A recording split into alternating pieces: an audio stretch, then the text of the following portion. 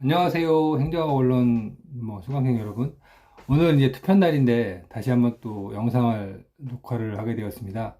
오늘 녹화를 하게 된 주요 이유는 이제 학생분들 문의도 있고 이렇게 몇 가지 공지도 드릴 겸해서 녹화를 하게 되었는데요. 일단 중간고사에 관한 상황 말씀을 드릴 거고요. 그 다음에 이제 몇 분이 궁금하다고 이제 쪽지도 주시고 하셨는데 출석에 관련된 상황도 말씀을 드리고요. 그 다음에 이제 학점에 나가야 되는데, 행정학 원료는 어떻게 이제 학점이 처리가 되는지, 이거에 대해서 말씀을 드리려고 영상을 올리게 됐습니다.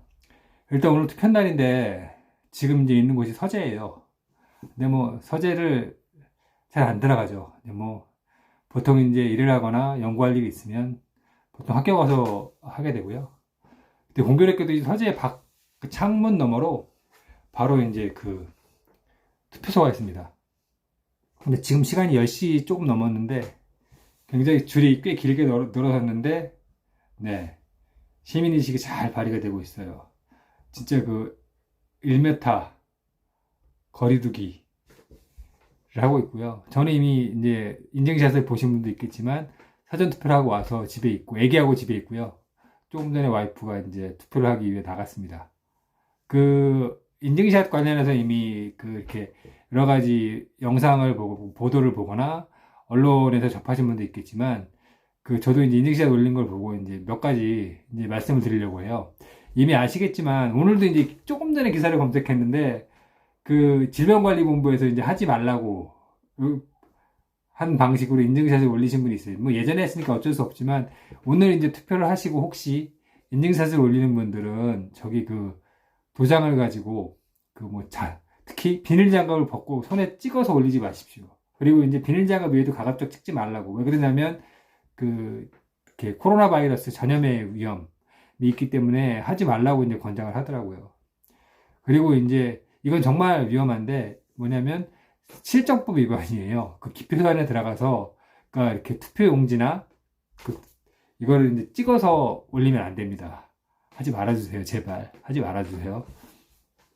그리고 사실 이제 인증샷을 몇 개 보면서 느낀 건데, 인증샷을 올려달라고 한 건 뭐냐면 이제 국민의 기본 권리이자 의무인 투표를 좀 독려하기 위한 것도 있었고요. 또 하나 더 중요한 의도인데, 여러분들 얼굴을 마스크 쓴 모습이라도 얼굴을 좀 봤으면 해가지고 이렇게 잘 지내고 있구나 했는데, 대부분 이렇게 철저하게 신체의 특수 부위만 보여주시더라고요. 네, 손 많이 보여주시더라고요. 그래서 이제 좀 아쉽고요. 제 개인적 견해긴 하지만.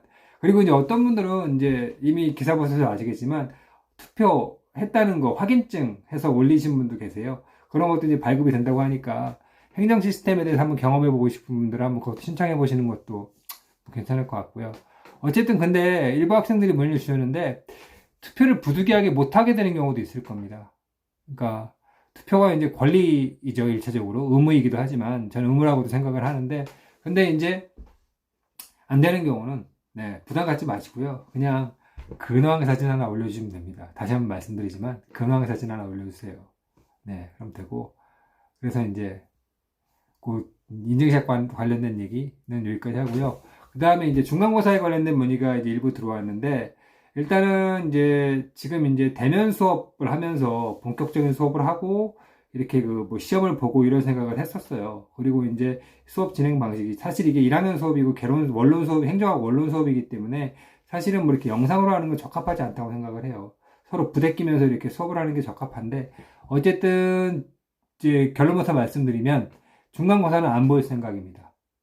볼 생각이 없어요. 그러니까 중간고사 기간은 이제 이 선거 기간이 지난 다음 주예요. 다음 주고, 지금 제가 가장 바라는 시나리오는 뭐냐면 5월 4일부터 대면 수업이 시작이 되고요. 대면 수업을 하면서 수업을 하게 되면 수업을 한 것을 바탕으로 기말고사를 보고 이제 학점에 반영을 일부 하려고 해요. 그래서 중간고사는 따로 보지 않을 거예요. 중간고사 기간엔. 사실은 예전에 이제 대면 수업 방식으로 지난번까지 수업을 할 때도 중간고사 기간은 제가 테이크홈 이그잼이라고 해서 그냥 따로 이제 이렇게 강의실에서 시험 보는 방식이 아니고 과제와 시험의 중간 방식으로 시험을 드렸었어요. 근데 이제 이번에는 상황이 특수하기 때문에 이제 그 중간고사는 따로 보지 않을 것이고요. 그리고 이제 출석 부분을 말씀을 좀 드리면은 학생분이 질문을 하세요. 이 출석이 이제 제대로 반영이 4월 한 6일인가까지 4월 일부까지 출석이 반영되어 있을 거예요. 이게 학교 출석 시스템이 어떻게 되냐면은 다른 수업에서 이제 뭐 교수님들이 말씀해 주셨을지도 모르는데 다시 한번 말씀을 드리면 전자출결 시스템이에요. 물론 저는 이제 수업을 할 때 가급적이면 서로 이제 출석을 부르면서 이제 이름도 익히고 얼굴도 익히기 위해 가급적 부르는 편이에요. 그리고 이제 어떻게든 한 번이라도 이렇게 눈 마주침을 해보려고 노력을 하거든요. 네. 근데 이제 그 기본적으로 학생들이 그 강의실에 들어올 때 학생증을 이렇게 그 기계에 태그를 하면 자동으로 출결 체크가 돼요. 네. 그리고 이제 그게 문제가 있어, 뭐 이렇게 저한테 의의 제기를 하면 이렇게 수정다고 하는데, 지금 그게 전혀 안 되기 때문에 제가 수작업으로 이제 출결 체크를 해야 되는 상황이라, 이게 바로바로 이제 여러분들이 과제를 내고 하더라도 바로바로 출결 체크가 안 되는 상황이 벌어져서 이제 일부 문의가 들어오는데, 이거는 이제 과제를 내고 하면은 출결 체크가 그냥 제가 추후에 나중에 반영을 할 거예요. 할 거기 때문에 크게 걱정하지 않으셔도 됩니다. 그러니까 학번하고 이름 쓰고 계속 과제를 내고 계시잖아요. 이걸 반영해서 이제 출석으로 충분히 반영을 할 겁니다. 그래서 크게 걱정하지 마시라라고 말씀을 드리고 일정 기간 이렇게 중간중간에 피드백을 드릴게요. 출석에 관해서는 말씀을 드리겠습니다. 그리고 이제 학점에 관한 말씀을 드릴게요. 이제 고등학교 때 학점이 어떻게 나가는지 지금 가물가물해요. 저는 가물가물한데 이 대학은 기본적으로 A, B, C, D, F로 나갑니다. 그리고 원래는 상대평가예요. 거의 모든 대학교가 공이 약간의 비율의 차이는 있는데 비슷한 게, 그러니까 전체 정원 중에 30%까지만 A를 줄 수 있고요. 대략 한 40%까지 B를 줄 수 있어요. 다시 말하면 전체 학생이 100명이면 대략 한 65명에서 70명까지만 B학점 이상을 받을 수 있고요. 아무리 다들 잘해도 실은하 좋으나 30명 정도는 C학점 밑으로 받게 되어 있습니다. 상대평가입니다. 근데 이번 학기는 좀 달라요. 학교에서 이제 코로나 사태로 인해서 이제 교육부 방침이겠죠. 완전 절대평가 방식은 아니고요. 뭐 절반의 절대평가 방식일 것 같아요. 절대평가 방식으로 학점을 주어라라고 이제 방침이 내려왔어요. 그래서 방침상 뭐냐면 A 학점을 수강생 중에 절반을 줄 수가 있어요. 절반을. 그리고 나머지를 그 이하의 학점을 주는 거예요. 그러니까 독하게 얘기하면 가장 여러분들에게 좋은 시나리오는 뭐냐면 이런 거죠. 100명이 수강한다고 한다면 50명 A, 그 다음에 50명 B 받는 시나리오예요. 이거예요. 근데 이 절대평가라는 게 뭐냐면 다 마음에 안 들면 최저학점도 줄 수 있는 거예요. 뭐 그럴 리는 없겠지만. 그래서 이제 이런 식으로 방침이 내려와서 그 수강생 중에 50% 이상을 A 학점을 줄 수가 있고요. 그 다음에 그 나머지 학생들을 그 이하의 학점을 줘야 돼요. 이게 학점 정책입니다. 어쨌든 이걸 최대한 반영을 해서 학점을 드릴 거예요. 그리고 학생들에게 최대한 혜택이 돌아갈 수 있게 드리려고 하는데 이 부분은 뭐 학생들 동의가 필요한 부분이기도 하고 해서 가급적이면 정말 바라지 않지만 이제 대면 수업을 할 수 있겠죠. 5월 4일 이후에 대면 수업을 하면 여러분들 얼굴 보고 직접 물어봤으면 좋겠어요. 네, 정말로. 그러니까 자꾸 연장이 돼서 5월 4일에 뵙지요 하는데 뵐 수 있을지 모르겠지만 5월 4일에 정말 뵙고 오프라인에서 수업을 하고 했으면 좋겠는데 만약에 정말로 이 비대면 수업이 계속 지속된다고 한다면 사실은 이제 제가 이제 중간고사 기간 이후 4월 말 이후겠죠. 5월 초부터는 실제로 이제 일부 강의를 좀 해야 될 것 같아요. 시험을 봐야 A를 드릴 분, 그 부득이하게 A하고 B를 A이신 분하고 A가 아닌 분을 갈라야 하거든요.